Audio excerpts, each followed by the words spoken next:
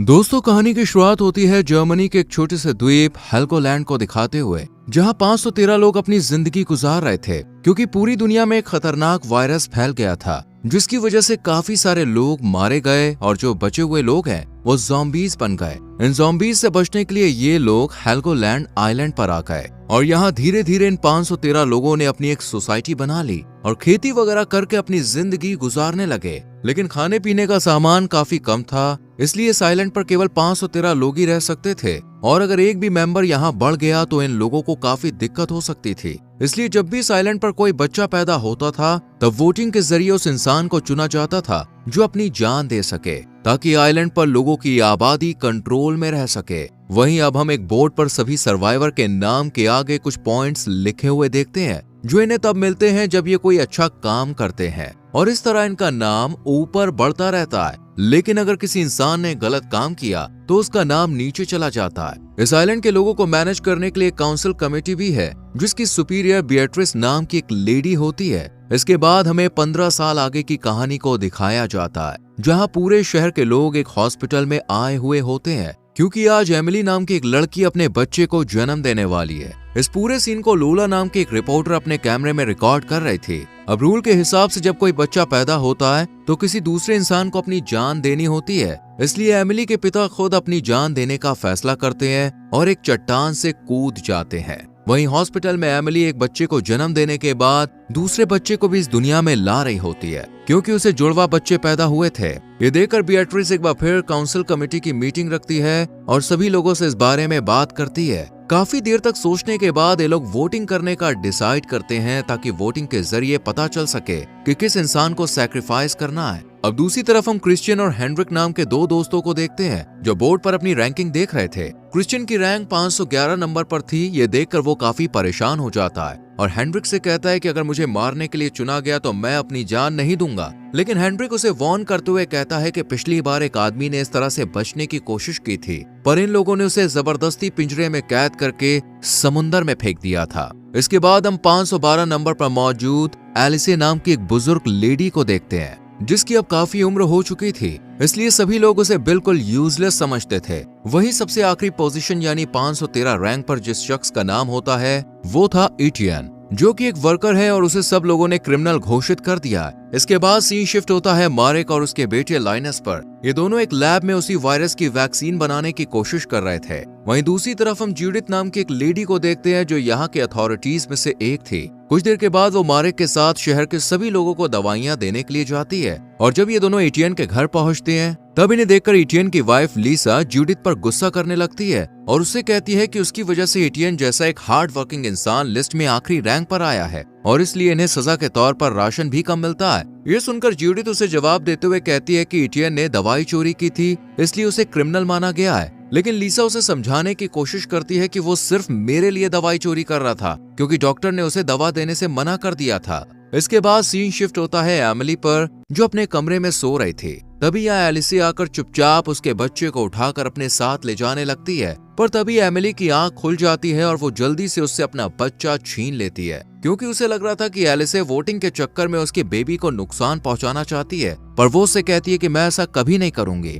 इधर मारेक अपने लैब से दवाई छुपा कर लाता है और उसे लोरे नाम की एक लेडी को दे देता है, पर उसे ये सब करते हुए जूडिथ देख लेती है, इसलिए वो जल्दी से सुपरमार्केट में मौजूद बिएट्रिस के पास जाती है और मारेक ने जो किया वो सब बता देती है। पर बिएट्रिस उसे कहती है कि तुम ये बात किसी को मत बताना क्योंकि इस वक्त हमें मारेक की जरूरत है, लेकिन एक दिन हम उसे सजा जरूर देंगे और उसके बाद मैं उसकी जगह तुम्हें दे दूंगी। इन दोनों की ये सब बातें क्रिश्चियन और हेनरिक भी सुन रहे होते हैं कि तभी यहाँ पर एक बच्चा गिर जाता है और उसका सारा सामान टूट जाता है। ये देखकर हेनरिक को एक आइडिया आता है और वो क्रिश्चियन से कहता है कि यही रैंक बढ़ाने का सबसे अच्छा मौका है, तुम जल्दी से जाकर उस बच्चे की मदद करो ताकि लोगों की नजरों में तुम ऊपर उठ सको। हेनरिक की बात मानकर क्रिश्चियन भी ऐसा ही करता है और उस लड़के को अपना खाना दे देता है। जब बिएट्रिस उन्हें ऐसा करते हुए देखती है तो उसे काफी खुशी होती है, इसलिए वो हेनरिक और क्रिश्चियन को एक्स्ट्रा पॉइंट्स देने का ऐलान करती है। तभी हेनरिक की नजर एटियन और लीसा पर पड़ती है जो किसी स्टोर में आए हुए थे। हेनरिक ये बात अच्छी तरह से जानता था कि लीसा को राशन बहुत कम मिल रहा है,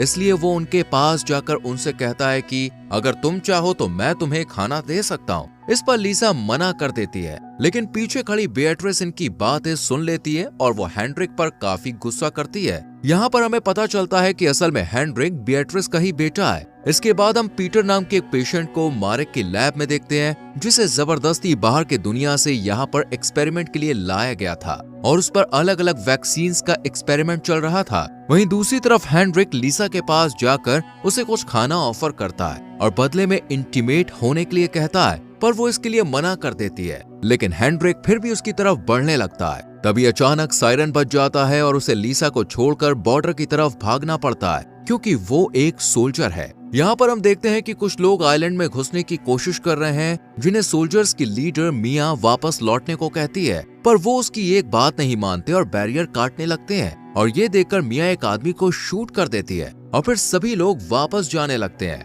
लेकिन हेनरिक अपने मजे के लिए एक एक करके सभी को शूट कर देता है। अब वोटिंग का दिन आ जाता है और सभी लोग एटीएन के खिलाफ वोट करते हैं, यानी अब उसे अपनी जान देनी होगी। पर लीसा ऐसा बिल्कुल नहीं चाहती थी, इसलिए वो हॉल में बैठे हुए सभी लोगों से कहती है कि मेरा हस्बैंड बेगुनाह है, बस वो तो मेरे लिए दवाइयां ला रहा था। साथ ही इस बात का भी खुलासा करती है कि उसने हेनरिक को मारने के लिए वोट किया था, क्योंकि उसने खाने के बदले लीसा के साथ इंटीमेट होने की बात कही थी। ये सुनकर हॉल में जितनी भी लेडीज मौजूद होती हैं, वो हेनरिक के खिलाफ बोलने लगती है। इसलिए बेatrice को ना चाहते हुए भी हेनरिक को आइलैंड से निकालना पड़ता है। इसके बाद सीन शिफ्ट होता है लैब पर, जहाँ ज्यादा एक्सपेरिमेंट की वजह से अब पीटर की मौत हो चुकी थी। ये देखकर मारेक को काफी बुरा लगता है और वो उसकी डेड बॉडी को जलाने के बाद अपने घर आ जाता है। यहाँ उसका बेटा लाइनस उससे मिया की टीम के साथ मेनलैंड यानी बाहर की दुनिया में जाने के लिए कहता है, पर मारेक इसके लिए मना कर देता है। लेकिन लाइनस उसकी एक नहीं सुनता और अगले ही दिन कुछ सोल्जर्स के साथ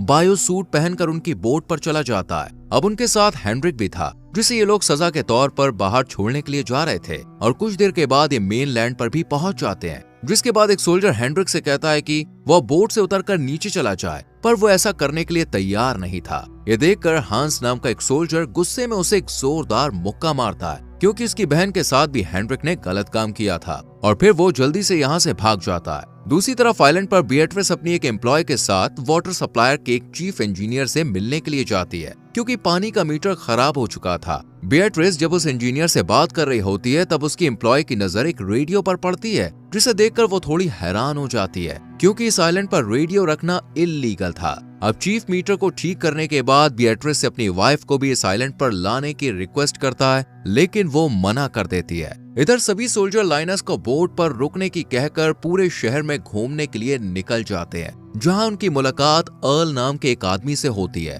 ये सोल्जर्स उसे खाने का कुछ सामान देते हैं और इसके बदले में अर्ल इन्हें 2 बड़े बड़े बॉक्सेस और कुछ दवाइयां देता है। वहीं दूसरी तरफ लाइनस, जो कि इन सभी सोल्जर का बोट पर इंतजार कर रहा था, लेकिन वक्त बीत जाने के बाद भी ये जब नहीं आते, तो वो बोट से उतरकर आसपास घूमने के लिए चला जाता है, जहां उसकी मुलाकात मौजिक नाम के एक आदमी से होती है। वो लाइनस को एक दवाई की बोतल देकर कहता है कि मेरे पास एक शिप है जिसमें ऐसी कई सारी दवाइयां हैं, तुम अगर इन्हें पीना चाहते हो तो मैं तुम्हें दे सकता हूँ। ये सुनकर लाइनस मौजिक के साथ उसके शिप पर चला जाता है, जहाँ मौजिक उसे काफी सारी दवाइयां दिखाता है, पर वो लाइनस के सामने एक शर्त रखता है और उससे कहता है कि इनके बदले तुम्हें मुझे और मेरे दोस्तों को अपने आइलैंड पर लेकर जाना होगा। जिसके बाद बोट से काफी सारे लोग बाहर निकल आते हैं। ये देखकर लाइनस बिना टाइम वेस्ट किए फौरन यहाँ से भाग जाता है। इधर ये सभी सोल्जर बोट की तरफ आ रहे होते हैं कि तभी एक आदमी आकर एक सोल्जर पर अटैक कर देता है, लेकिन सही वक्त पर बाकी सोल्जर उसे शूट करके मार देते हैं और किसी तरह बोट तक पहुंच जाते हैं। पर यहाँ लाइनस मौजूद नहीं होता है। इससे पहले कि ये उसे ढूंढ पाते, काफी सारे सिटीजन इनकी तरफ आने लगते हैं, जिस वजह से ये लोग लाइनस को लिए बिना ही फौरन यहाँ से निकलने लगते हैं। पर बोट की आवाज सुनकर लाइनस जल्दी से शिप से बाहर निकल आता है और भागते हुए बोट पर कूद जाता है, पर उसके पीछे पीछे मौजिक भी आ जाता है, जो बोट पर चढ़ने की कोशिश करता है, लेकिन सोल्जर उसे शूट करके मार देते हैं। कि तभी उनकी नजर लाइनस के सूट पर जाती है, जो कि अब फट चुका था। उसके फटे हुए सूट को देखकर सोल्जर्स को लगता है कि कहीं वो इन्फेक्टेड ना हो गया हो, इसलिए वो उसे एक इंजेक्शन देकर यहीं बेहोश कर देते हैं और आइलैंड पर वापस लाने के बाद उसे लैब में क्वारंटीन कर देते हैं। इसके बाद यहाँ मारेक अपने बेटे से मिलने के लिए आता है। तब लाइनस उसे मौजिक द्वारा दी गई दवाई दिखाता है और उसे जो कुछ भी शिप पर हुआ वो सब बता देता है। ये सुनकर मारिक जल्दी से उस दवाई को टेस्ट करता है और उसे पता चलता है कि ये असली वैक्सीन है। इसलिए वो बिएट्रिस के पास जाकर उसे दोबारा अपने सोल्जर्स को उस शिप पर भेजने के लिए कहता है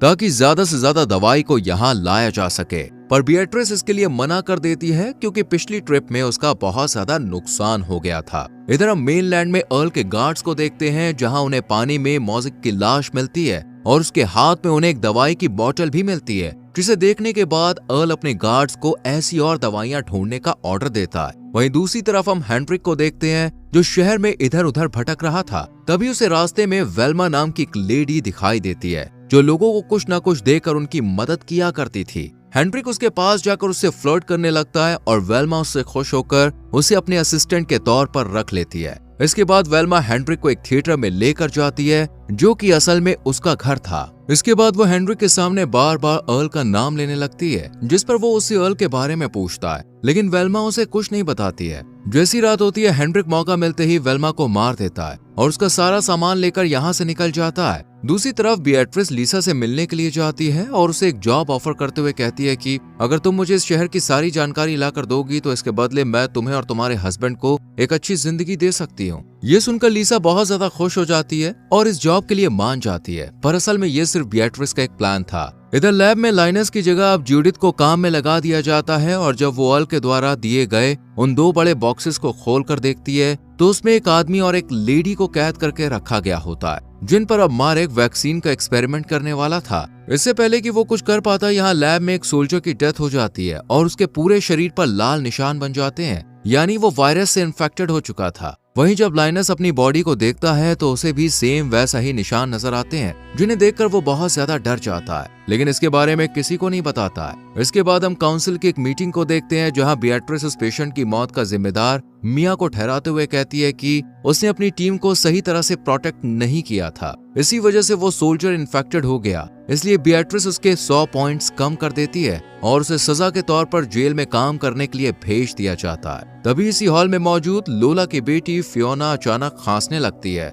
जिसे देखकर सभी को लगता है कि शायद वो भी वायरस से इन्फेक्टेड हो गई है। इसलिए सभी लोग यहाँ से भाग जाते हैं, पर असल में फियोना प्रेग्नेंट थी, लेकिन उसकी अभी तक शादी नहीं हुई थी, इसलिए उसके बच्चे को इल्लीगल माना जाएगा। इसी डर की वजह से वो अपने बॉयफ्रेंड टॉम के पास जाती है, पर टॉम उससे वादा करते हुए कहता है कि वो उसका और उसके होने वाले बच्चे का ख्याल रखेगा। जिसके बाद हमें लैब का सीन दिखाया जाता है जहां एक्सपेरिमेंट की वजह से अब उन दोनों पेशेंट्स की हालत बहुत ज्यादा खराब हो रही थी और इन्हें देखकर मारिक जूडी से कहता है कि हमारे पास ज्यादा वक्त नहीं है, इसलिए हमें जल्द से जल्द वैक्सीन बनानी ही होगी। इधर आइलैंड पर अर्ल अब मॉजिक के लोगों से मिलता है और उन्हें इसकी बॉडी दिखाकर कहता है कि इसे आइलैंड के लोगों ने मारा है। अगर तुम लोग मुझे दवाई के बारे में बता दोगे तो मैं तुम सबकी जिंदा रहने में मदद करूंगा। ये सुनकर स्पार्क नाम का एक आदमी आगे आता है और अर्ल से कहता है कि मैं तुम्हारी हेल्प करने के लिए तैयार हूँ, पर इसके बदले तुम्हें मुझे आइलैंड पर लेकर जाना होगा। कुछ देर सोचने के बाद अर्ल इसके लिए राजी हो जाता है। दूसरी तरफ मारिक जेल में मिया से मिलने के लिए जाता है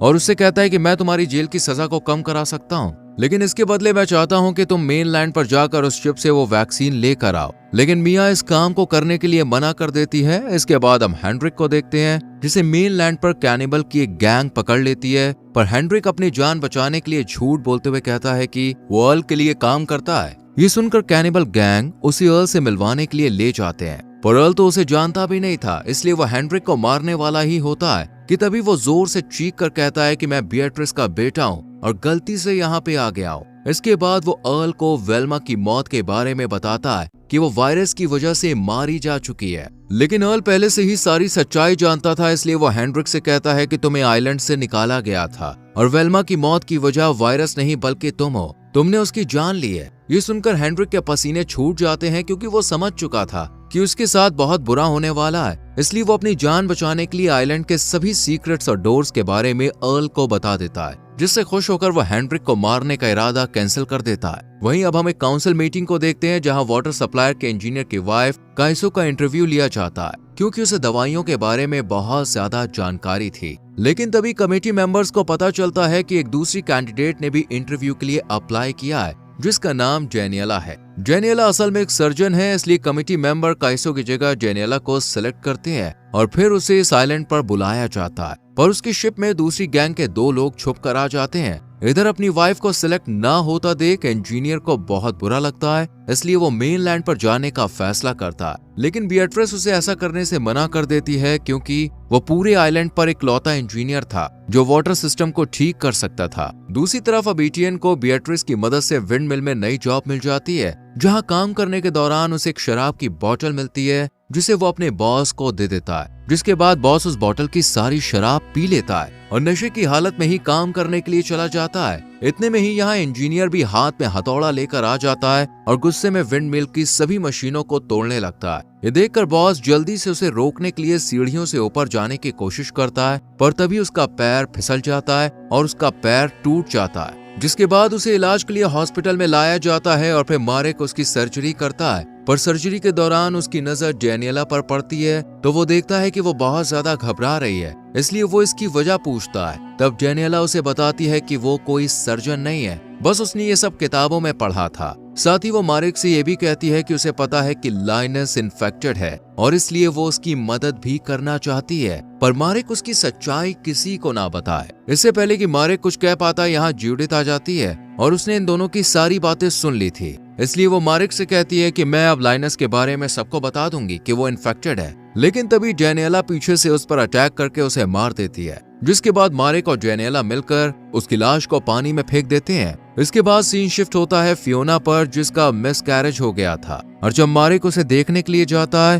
तब फियोना की माँ उससे कहती है कि प्लीज तुम इसके बारे में बिएट्रिस को कुछ मत बताना, और इसके लिए मारेक भी मान जाता है। इधर बिएट्रिस जब लैब में जाती है तो उसे दीवार पर एक टूटा हुआ दांत रखा हुआ दिखाई देता है, जिसे देखकर वो समझ जाती है कि ये दांत किसी और का नहीं बल्कि जूडिथ का है। इसलिए वो फौरन मारेक के पास जाती है और उससे जूडिथ के बारे में बात करते हुए कहती है कि वो कहीं गायब हो गई है और मुझे लगता है कि उसे गायब करने के पीछे तुम्हारा ही हाथ है। इस पर मारेक उसे बड़ी ही चालाकी से जवाब देता है कि मैं जानता हूँ कि तुम मुझे नुकसान नहीं पहुंचा सकती क्योंकि तुम्हें मेरी जरूरत है। ये सुनकर बिएट्रिस शांत हो जाती है और कुछ देर सोचने के बाद कहती है कि वो जूडिथ की मौत का इल्जाम इंजीनियर पर डाल देगी और लिसा की मदद से कुछ झूठे सबूत लोगों को दिखाकर ये साबित कर देती है कि जूडिथ की मौत का जिम्मेदार इंजीनियर है। इसके बाद हम एटियन को देखते हैं, जिसे अब विंड मिल का नया इंचार्ज बना दिया गया था। ये बात जब बॉस को पता चलती है तो वो गुस्से में एटियन के घर जाता है और उससे कहता है कि तुमने मुझे जानबूझकर शराब की बोतल दी ताकि मेरे साथ वो एक्सीडेंट हो जाए और तुम मेरी जगह ले सको।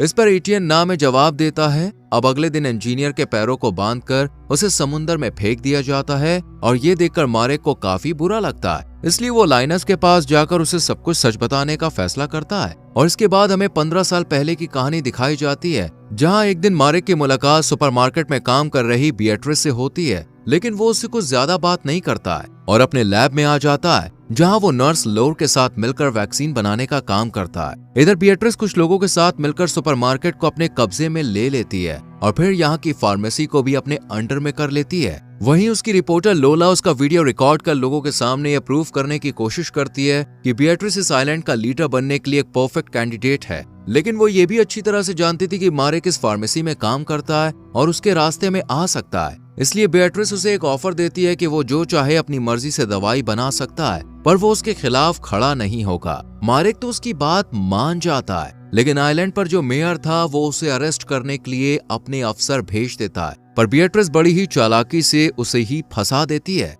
इसके बाद सीन शिफ्ट होता है मारेक की वाइफ पर, जो कि मेनलैंड पर रहकर वैक्सीन बना रही होती है कि तभी कुछ गुंडे यहाँ पे आकर उसे मार देते हैं। वहीं दूसरी तरफ बिएट्रिस लोर को आइलैंड की आबादी को कंट्रोल रखने के लिए सिर्फ 513 लोगों को ही यहाँ रखने के लिए कहती है। पहले तो लोर इसके लिए मना करती है क्योंकि उन्हें आधे से ज्यादा आबादी को मारना होगा, लेकिन जब बिएट्रिस उसे धमकाती है तो वो इसके लिए राजी हो जाती है और फिर एक एक करके सभी लोगों को वायरस का इंजेक्शन लगाया जाता है और इस तरह कई लोग मारे जाते हैं, जबकि कुछ की रिपोर्ट्स चेंज कर उन्हें पॉजिटिव दिखाकर आइलैंड से बाहर निकाल दिया जाता है। ये देखकर मारेक जल्द से जल्द वैक्सीन बनाने का फैसला करता है ताकि लोगों को बिएट्रिस की सच्चाई बता सके, पर इस बात को 15 साल बीत गए थे, इसके बाद सीन प्रेजेंट में शिफ्ट होता है जहां लाइनस की मौत हो चुकी थी और अब मारेक अपने पूरे कन्फेशन को रिकॉर्ड कर देता है, लेकिन जेनियला आकर उस टैब पर गोली चला देती है क्योंकि वो अर्ल की गैंग मेंबर है। इधर अर्ल अब अपनी आगे की प्लानिंग शुरू करता है और इसी के साथ ये सीरीज यहीं खत्म हो जाती है। तो दोस्तों, आपको कैसी लगी ये सीरीज कमेंट करके जरूर बताएं, वीडियो को लाइक और शेयर करें और हमारे चैनल फिल्म एडिक्ट को सब्सक्राइब करके बेल आइकॉन प्रेस करें जिससे आने वाली वीडियोस मिस ना हो। मिलते हैं अगली वीडियो में, till then bye bye, take care.